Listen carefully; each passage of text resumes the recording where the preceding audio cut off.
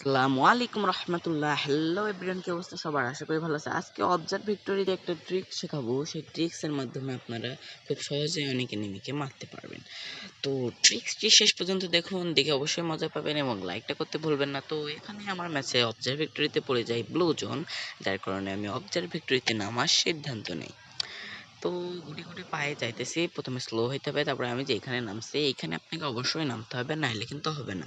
এখানে নেমে যদি গাড়ি থাকে গাড়ি নেবেন, নিয়ে এই জায়গায় এসে ভালোভাবে লুট টুট করে নেবেন। লং গান নেওয়ার চেষ্টা করবেন, ভালো লং গান। তো আমি এসিডটি নিয়ে নিয়েছি, তারপরে সোজা চলে যাবেন লঞ্চ প্যাডের ওইখানে।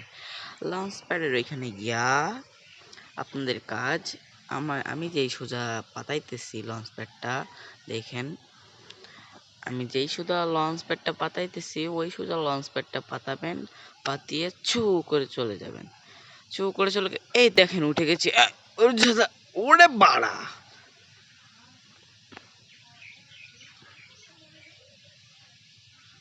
তো সরি, কিছু মনে করেন না, তো আমার একটু ভুলে গেছে, এবার ঠিক হবেই।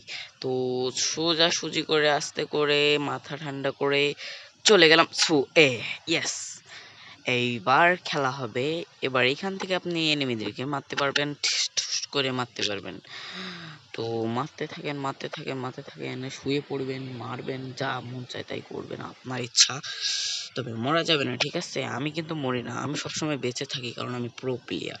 তো এখান থেকে একটা ডাউন করে দিই, কারণ আমার কাছে কোনো বিষয় নাই, সব বাড়া সেলিবিলিগের মারা। যাই হোক, একটু বেশি ওভার অ্যাক্টিং করা যাবে না। তো এভাবে মারতেই থাকবো।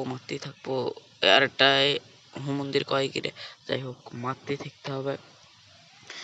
তো মারতে এমন একটা পর্যায়ে আসবে, ওকে এই সর্বনাশ! আই হাই! নিয়ে নে নে শালা খোবড়ি তোদের!